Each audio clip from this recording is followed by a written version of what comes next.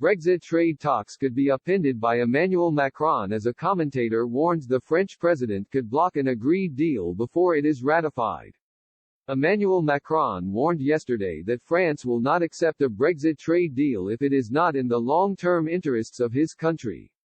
The defiant statement comes after months of deadlock, caused partially by the French president's unwavering stance on fisheries and trade.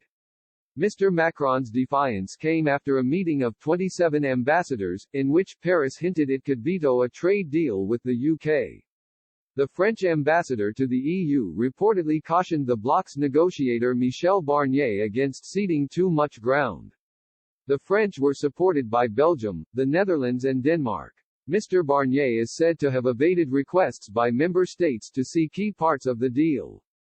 Wolfgang Munchau of Eurointelligence told Spectator TV last month how President Macron could veto an agreement and leave a UK-EU trade deal in jeopardy.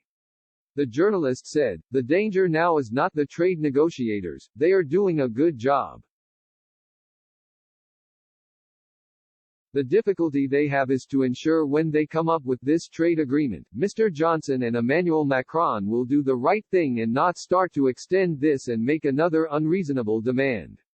He added that Mr. Macron, unlike Angela Merkel, has thrown domestic issues from his country into the talks via the fisheries debate.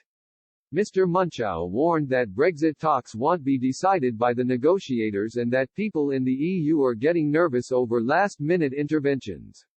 He continued, "They are nervous because they may have to ratify an 1,800-page piece of text in a week. They may see things during the process, so even if things are agreed, ratification could be a very messy procedure.